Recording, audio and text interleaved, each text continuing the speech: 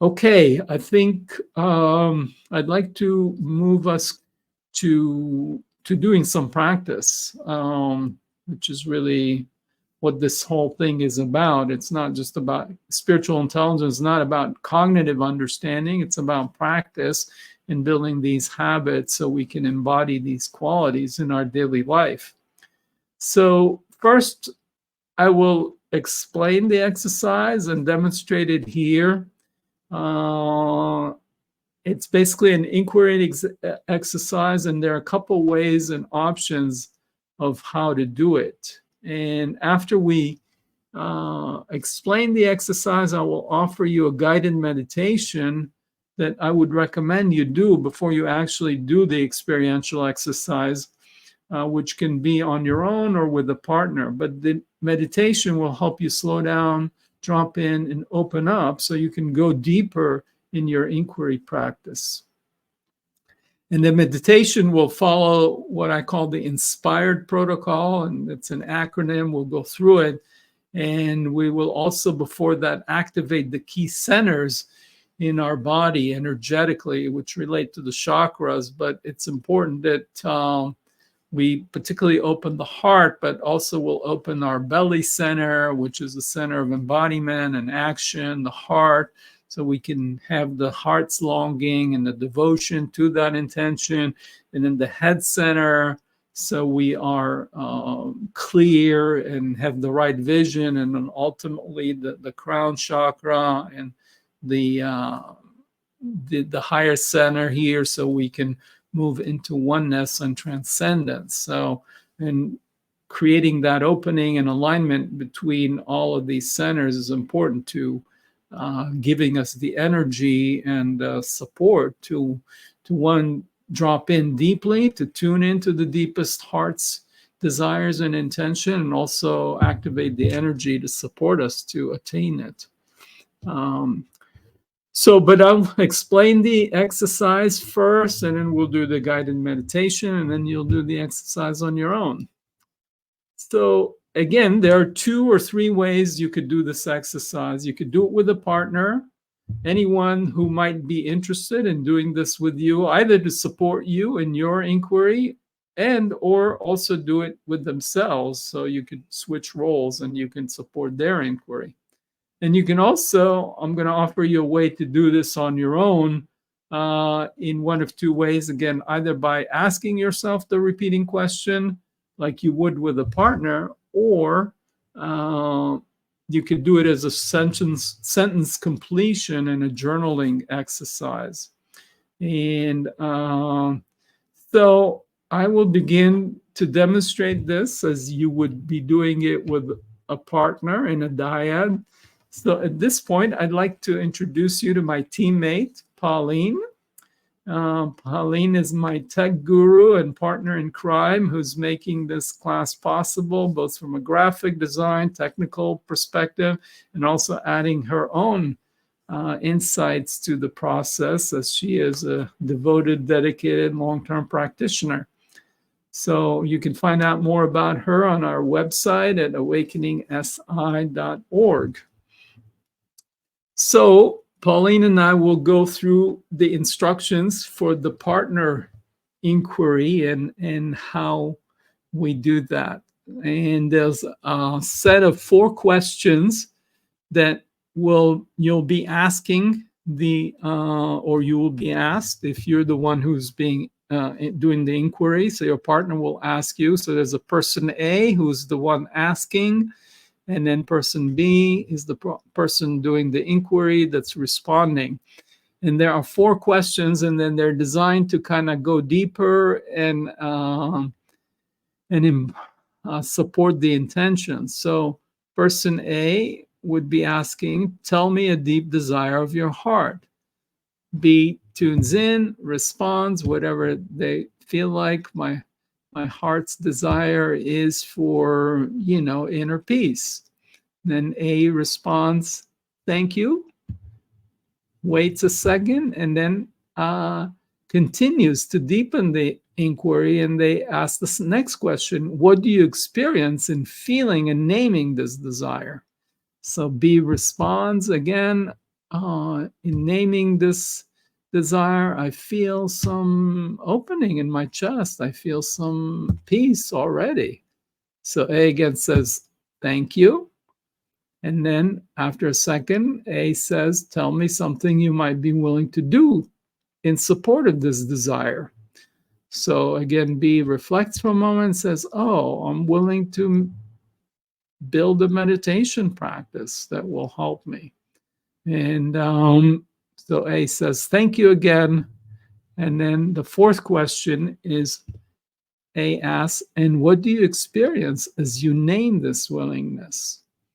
And B again reflects and answers whatever it might be. I feel some hope, or I feel some fear. What if I can't follow up on this? Whatever comes up, just no filtering, whatever, just naming the truth. And that's the most important thing.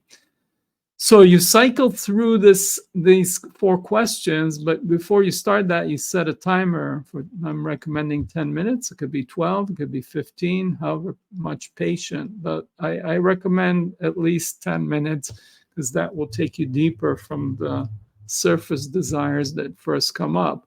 So when the timer goes off at the end of the 10 minutes or 12 or 15 minutes, the partner who answered and named all these desires, they monologue for 3 minutes about what they learned and what they're experiencing now.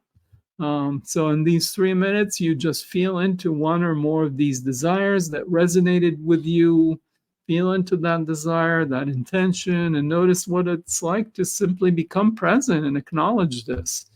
And what happens in your body, your physiology, your body posture, breathing, tension level, sense of aliveness, openness, expansion, contraction. And you can also stay with this desire and intention and trace it back to its source. Where in your body is it arising from? And what do you experience there? And what's it like to connect to the source? Okay, so let's do the demo here. Pauline and I will be doing it. I will be playing role A, and Pauline will be demonstrating role B. Wonderful. And I will set a timer for us, pretending we're going to do this for 10 minutes. I have a sound timer here. Awesome. Awesome. Okay, I'm ready.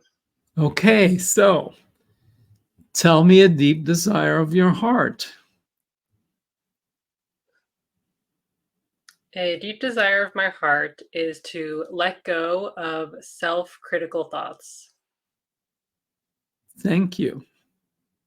And what do you experience in feeling and naming this desire? I feel some warmth in my belly, and I feel a sense of upward expansion throughout my spine. Thank you. And tell me something you might be willing to support in support of this desire.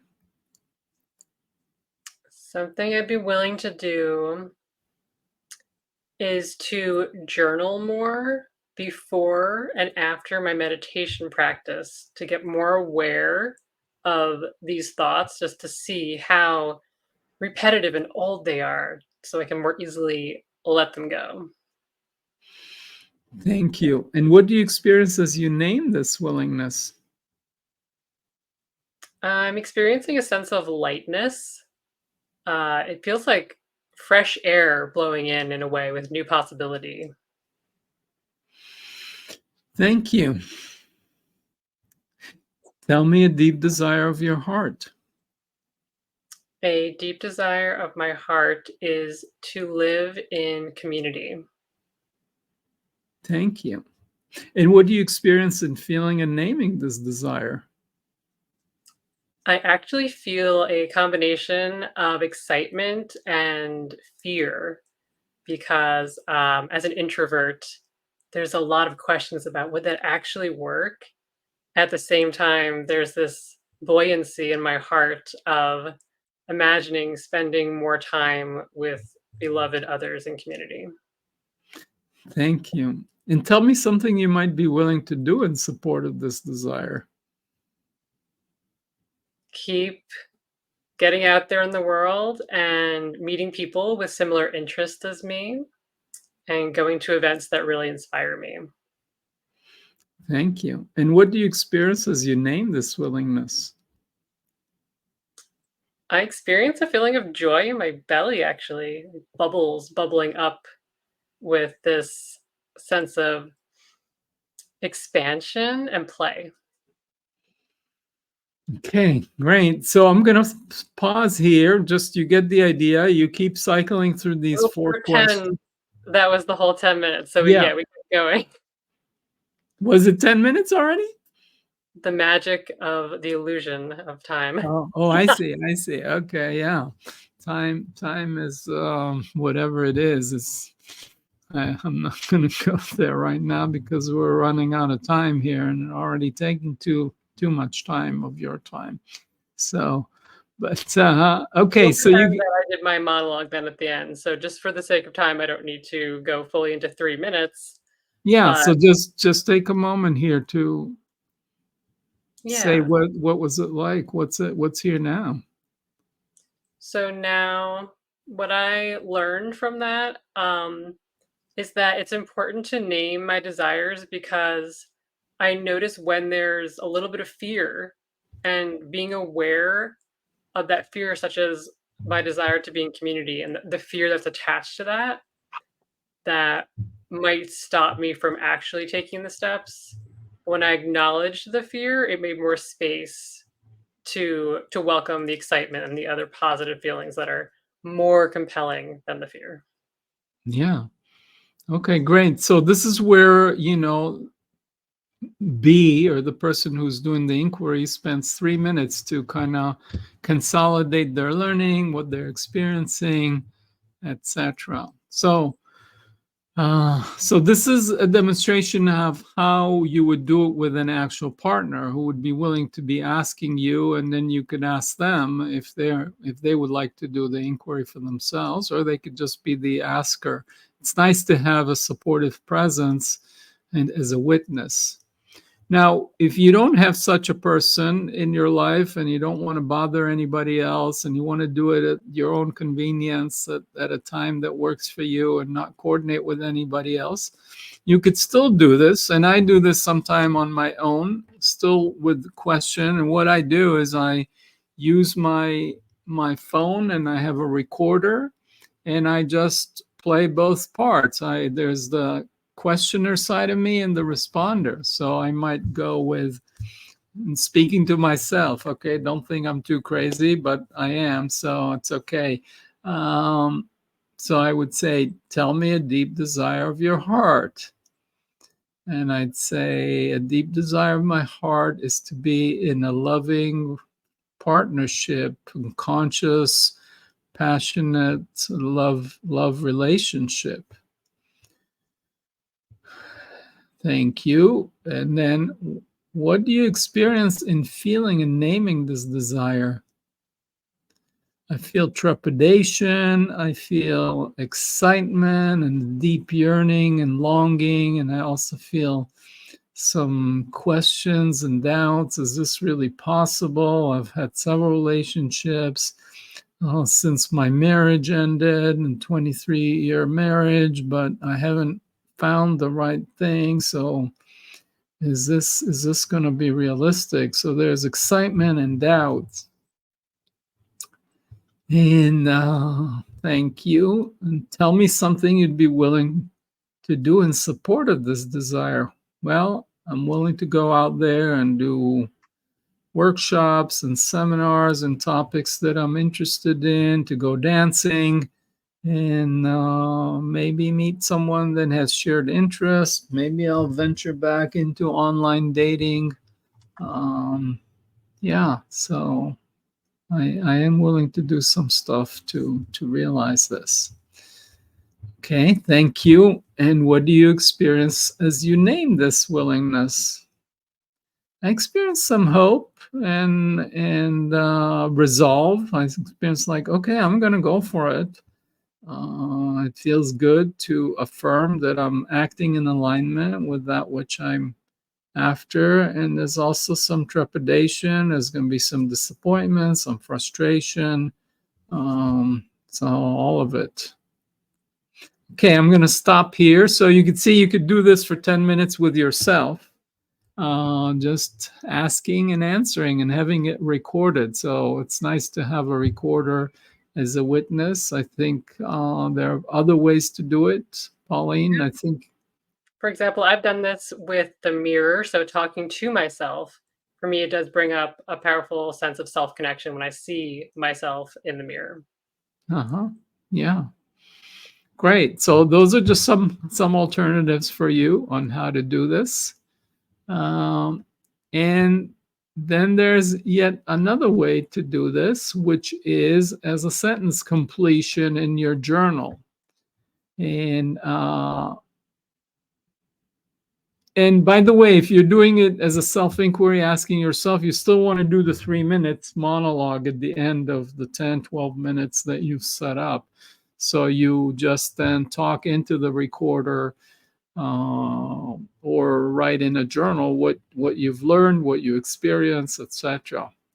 So now to the third way is to do it as a sentence stem completion exercise in your journal. So it would be simply, instead of asking the question, you would say, the sentence stem would be, one of my heart's deep desires is, and you would complete that. And right under that, after you've completed that, you would be saying, naming and feeling and naming this desire I experience, and ... and you would fill that out.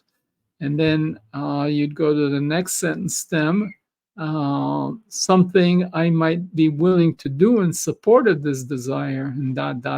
completing that. And and as I experience my willingness to do this in support of this desire, I feel such and such. So again, you could do this as a journaling, as a sentence completion, or as an inquiry question, whatever feels most natural to you. And then again, do the monologue for the 3 minutes. So